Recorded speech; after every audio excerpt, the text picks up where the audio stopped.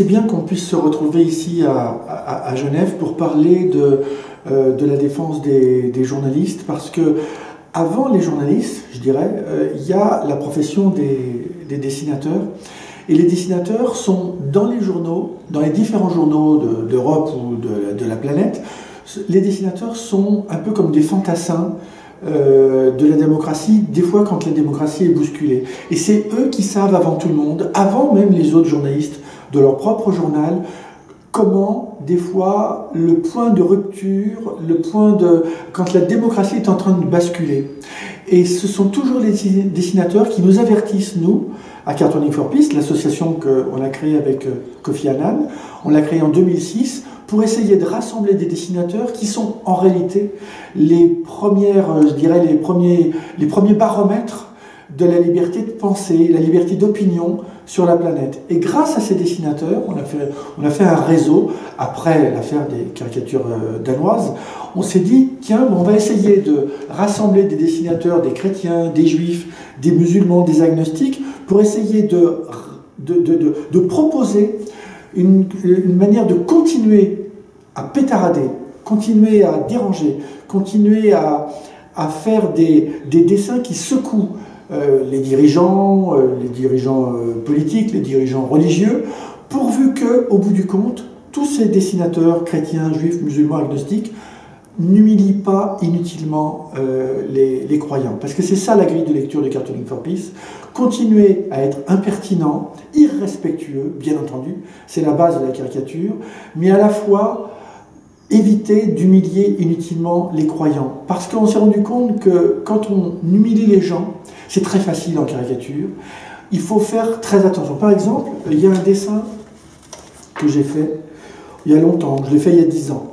On y voit une petite jeune fille occidentale avec son string, et puis l'évolution du dessin montre que la petite jeune fille se retrouve comme ça, voilée. Eh bien, un dessin comme ça sert finalement d'abord à montrer comment on peut avoir un regard, parce que je me souviens que dans la rue, à l'époque, on voyait des strings comme ça qui dépassaient d'un pantalon. Moi, j'avais l'impression que c'était des yeux qui me regardaient. Donc ça, c'est le côté, la part artistique, on n'a qu'à dire, du dessinateur, mais à la fois, les yeux, je les voyais vraiment, et je me disais, tiens, on pourrait imaginer une petite jeune fille voilée. Et quand j'ai présenté en 2004 ce dessin à Alexandrie, en Égypte, il y avait des petites jeunes filles, elles étaient toutes voilées, bien entendu, et elles me disaient, mais vous pensez, et c'est à ça que sert le dessin. Le dessin de presse, il sert à ça, il est une sorte de vecteur pour la liberté spontanée d'expression. Et elle me dit quoi? Elle me dit, mais vous croyez que on est si différent de cette fille? Vous pensez que moi, vous pensez que j'ai pas un string? Moi aussi j'ai un string. Et tous les garçons à côté, à Alexandrie, disaient ouais, on sait qu'elle a un string, tout ça. Et ça, déjà, c'était une petite partie de ce que pouvait évoquer la liberté d'expression à partir d'un dessin. Et la deuxième chose, elle me disait, mais vous savez, vous pensez, vous occidental, que moi je suis obligé. C'est ma famille, c'est mes frères, c'est mes parents qui m'obligent à mettre le voile. Vous pouvez aussi vous interroger sur votre petite jeune fille occidentale. Est-ce que quand elle prend une marque de string ou de pantalon de marque, est-ce qu'elle n'est pas l'objet aussi d'une autre religion qui s'appelle le marketing?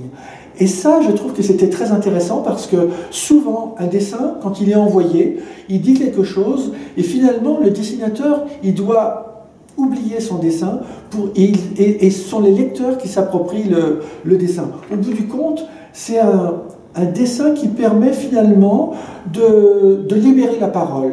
On a de plus en plus l'occasion de rencontrer des gens sur la planète qui ont des frustrations. Alors évidemment les interdits, bien entendu, je pense aux dessinateurs ou dessinatrices iraniens, iraniennes, je pense aux Chinois, je pense à certains dessinateurs en Tchétchénie. Donc, là, c'est l'interdit simple, c'est presque l'interdit vulgaire. Mais à la fois, il y a nos interdits à nous, qui sont dans nos sociétés, je dirais, comme la Suisse, la France, l'Europe de l'Ouest, où on n'a vraiment pas de problème, où les démocraties peuvent se vérifier toutes les 5 minutes, mais ce n'est pas parce que nous sommes dans des pays démocratiques que nous savons, nous journalistes, ou nous, société civile, est-ce que nous savons bien utiliser tous les outils de la démocratie? Et j'en suis pas sûr. Et c'est pour ça que le dessin et les expositions que nous organisons en Europe ou dans le monde entier avec Cartooning for Peace, on arrive à parler de tous les sujets qui dérangent, qui décoiffent, et puis des fois même un sujet très simple, comme on est en train de préparer à Montpellier une rencontre consacrée aux femmes, là en avril. Bon, ce sont que des dessins sur les femmes faits par des dessinateurs français, européens, chinois, maghrébins, Proche-Orient et Amérique latine. Et bien pourtant, rien que sur un sujet pourtant assez simple, on est à Montpellier, il peut y avoir des problèmes. Et donc, c'est là où on s'aperçoit que dans nos sociétés, on dit « ouais, on peut tout dire, on peut tout faire ». Ben non, parler juste du problème des femmes en France, aujourd'hui, en 2014, ça peut aussi poser un problème. Et c'est là où on se rend compte que nous sommes devenus finalement les vrais baromètres de la liberté d'expression. Nous ne sommes pas les intellectuels, nous ne connaissons pas les sujets sur le réchauffement climatique à 100%, on ne connaît pas le problème de la géopolitique, ça laisse faire les diplomates, on laisse faire les journalistes, on laisse faire les chercheurs, on ne prétend pas connaître tous les sujets. Les rapports entre l'Europe et le Maghreb, on n'est pas les plus adaptés pour répondre à toutes les questions. Et pourtant, le langage du dessin permet de décoincer et de libérer la parole.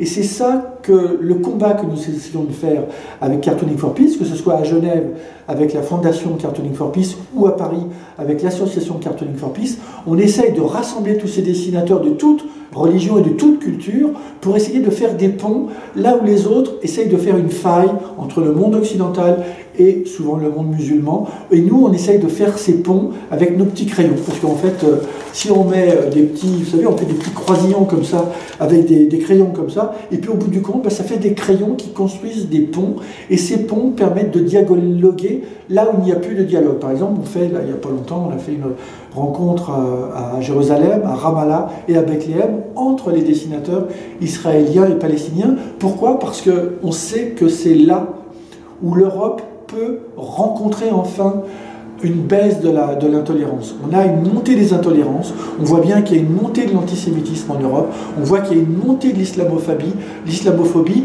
et c'est grâce aux rencontres avec les dessinateurs israéliens, palestiniens, jordaniens, égyptiens et aussi de tout le Maghreb qu'on arrive finalement à établir un dialogue pour essayer de faire remonter la tolérance.